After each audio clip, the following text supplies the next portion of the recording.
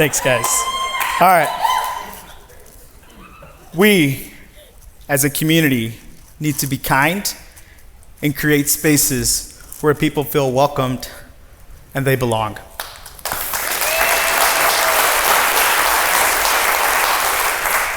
My name is Juan de Dios Constantino Lara. I was born in Ciudad Madero, Tamaulipas, in Mexico. My parents and I, with my older brother, lived with my grandparents in a very small home. It was a concrete slab. Our shower was outside with the curtain rod and a bucket with holes in it that we would fill up with water and let us trickle down for us to shower. My mom only had an education up until the 4th grade. Because at that point in time when she was going to school, all she could get was a notepad and a pencil that had her last year, the entire school year. My father only went to school up until the 8th grade, and then he picked up the trades in welding. My parents came together and then they got married and had a couple of kids and were living with my grandparents in Mexico. But what they both knew was they had these 2 young boys that probably were gonna have the opportunities that they didn't get in Mexico. So they were in conversations around this thing known as the American dream. My father and mother decided that my dad was gonna leave the family and immigrate and hire a coyote, someone who helped him get across the border when I was 2 years old. So my dad left. My dad came to Indiana, specifically Elkhart, to work in the RV industry and was in the States for 3 years. Mind you, I was 2 when my father left. For 3 years, I didn't see my dad. And then my mom and dad had a conversation. Hey, we've got one of 2 options. 1, you come back and we bring this family together. Or 2, we pay for another coyote so that the kids and I can immigrate to the US and the kids can pursue an education. Because it's not enough for you to just send money to Mexico. My parents weren't going backwards, so they said, we're going with option 2, so they hired a coyote. So we began the trip to cross the border. I remember a couple of things when I was just a child at the age of 5. One was there was a river that we had to cross, and the coyote had trash bags. He took a trash bag, opened it up, and then tied it, and then took another one and did the same thing. You can imagine what they look like now. I was supposed to hold on to each side of the trash bag. My older brother was supposed to be behind me, and then my mom was gonna walk beside us so we could cross the river. As we made the trip across the border and made our journey into the US, there were certain stops where we could get water and eat. In one particular home, a woman took in the immigrants that were in this van and fed them. And she was doing this for various folks. She would go out to a fast food restaurant, buy several burgers, and make sure that everyone got fed. Well, there was this 5-year-old boy who didn't eat. Because that 5-year-old boy, all he said was, solo quiero mi arroz en frijoles. All I want is rice and beans. This woman went out of her way to go to the store, buy some rice and beans, and cook them with my mom so that that 5-year-old boy would eat, and showed us an act of kindness and made the trip worth it. So we make it to the US, we arrive in Brownsville, Texas, and then make our way to Indiana. Well, as we are in Indiana, my father was in the US for 3 years. He had started his own life. He had started new relationships. And we were only in the US for 2 years before my mother and father divorced. And then ultimately, my father walked out on our family. And not only walked out, but then left the country. Now, a single mom of now 3 boys left in the US. We crossed the border. We didn't come with a plane. She didn't have a visa or documentation. So now, a woman who doesn't speak English, doesn't have status, so can't hold a driver's license. Single mom holding 3 jobs, now with a mortgage, is left alone to make one of 2 decisions once again. 1, does she go back to where her family is so that we had a foundation and support? or two, did she make the choice to stay in the US so her boys could live the American dream and have a chance at an education? She chose option two and made sure to stay. And so we grew up in South Bend. I went to Kennedy Elementary, then Coquillard Elementary, Dickinson Middle, and then ultimately, well, we won't say the last one because I'll get in trouble.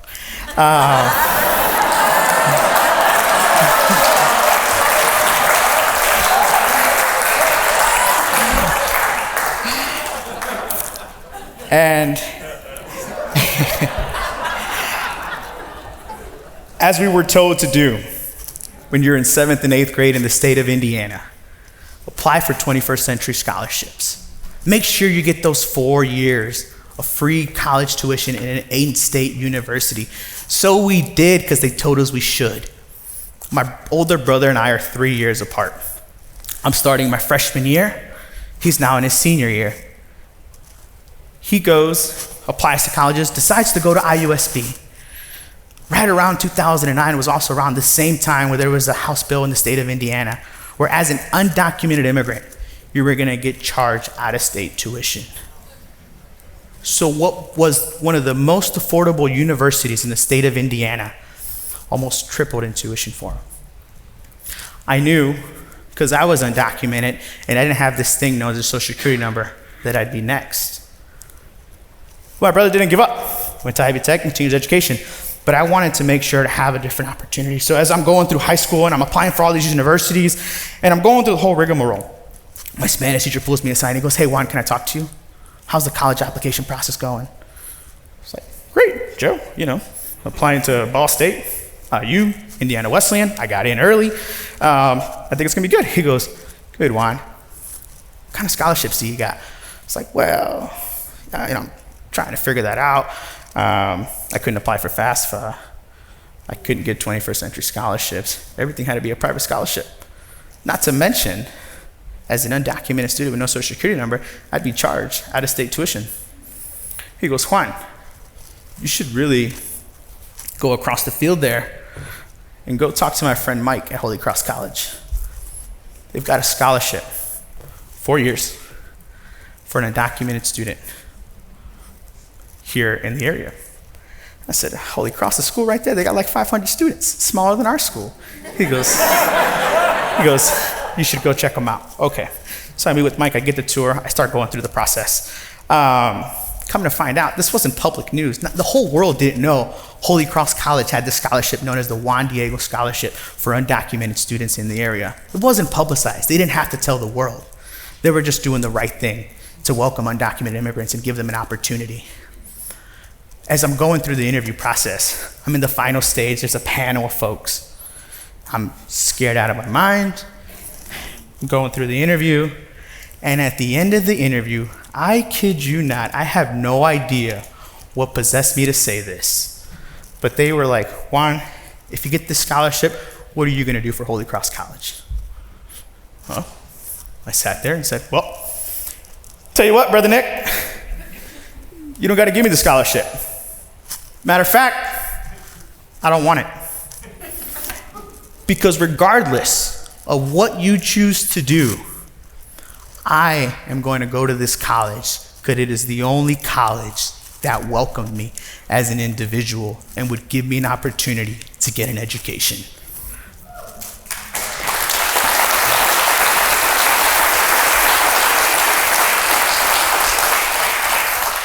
But the process isn't done yet, right? We don't know who got it. And so I'm in high school. We have a mass once a month. One male, one female student gets this award known as a community service award. It's usually your top 10 students in the school. To be clear, I was not a top 10 student, probably not even top 50%, if I'm being honest. And we had this thing where we would sit in our chairs as we were on the gym floor, and we'd look back, and there's a little spot where you would try to identify whose parents were sitting there. Well, me and my buddy Danny, I look forward, I'm like, "Nope." He's like, "Who's that? Who's that? Whose parents are those? Whose parents are those?" I'm like, "Dude, that's my mom." And he just goes, "What?" So my friend Maggie, who's like an all-star track student, gets in there, X, Y, and Z. And then they call up my name. Juan Constantino gets the St. Joe Community Service Award. Great. Go up, it's the end of the Mass. My parents come down, I give them a hug. And my stepdad's giving me this big hug, and as you're looking almost down where we are here, you see the dean of school of Holy Cross College making her way to me. I remember just moving my stepdad out of the way. And Dean Bensman walks up to me and she just goes, "You got the Juan Diego Scholarship. You're going to Holy Cross College."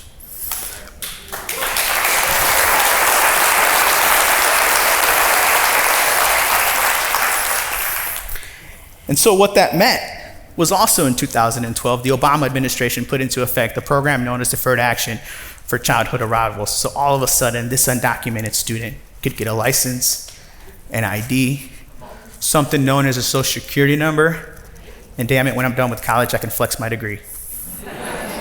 Well, we're getting ready to get done with college. What are we gonna do? I'm looking at a job at Mizzou. I interned in the development department, was fundraising at Holy Cross College, and I was like, and they recommended it, assistant director of who knows what for the annual fund. Great, sounds great, pays a lot of money, that looks good. Another intern who was in our department happened to work for this small place known as La Casa de Amistad. She goes, "Hey Juan, you should look at this position. They're gonna make it full-time, programming assistant with La Casa de Amistad." I was like, "Oh, yeah, hey, well, let's see." And I was like, "Oh, Sam. Yeah, I know Sam. Sam and I have done a couple of panel discussions together. We did one at the St. Joe County Public Library. We've met with our, elected officials. I'll apply." Send an email out to Sam. Boom. Well, go through the interview process, forget to email Sam back. Sam goes, "Dude, you got the job. Do you want it?" Yeah, I want the job. Well, my mom was like, "Honey, what are you doing? You just went to school for 4 years, and you just took a job that paid you $12.50 an hour. What are you doing?" It's like, "Well, Ma, I'm working with the kids in the summertime. We're taking them on several college tours. Matter of fact, I just went to University of Michigan, and then we're going to Michigan State next Friday. I just helped a woman create a resume, and now she's making like $60,000 a year," which also didn't make her happy because this woman was making $60,000 a year and I wasn't. She sits me down periodically for several months and was like, "Honey, when are you gonna leave?" Of which, that's how our parents define success, right? Almost to a monetary value, which is okay, because she worked pretty hard for us to get here. Well, another time comes around, she sits me down and talks to me. She goes, "Honey, sit down." I'm like, "Yeah, Mom. How's work going?" I'm like, "Work's good." She goes, "Good." I'm like, "I'm waiting for it." She goes, "Well, I just want you to know that whenever a student comes up to you and asks you for help, whenever a family is there asking for services, whenever you see a mom come into that food pantry, that you see it in the lens of it being me. Because when your father walked out on us, that was the food pantry we went to. And you need to be the person that you needed when you were growing up." And so I clearly stayed at La Casa de Amistad. And it came full circle for me, because not only did Holy Cross College welcome me and give me an opportunity to get my college education, but La Casa de Amistad, not only for my family when I was 7 years old, allowed my family to feel like they belonged in this city and in this country, because we do.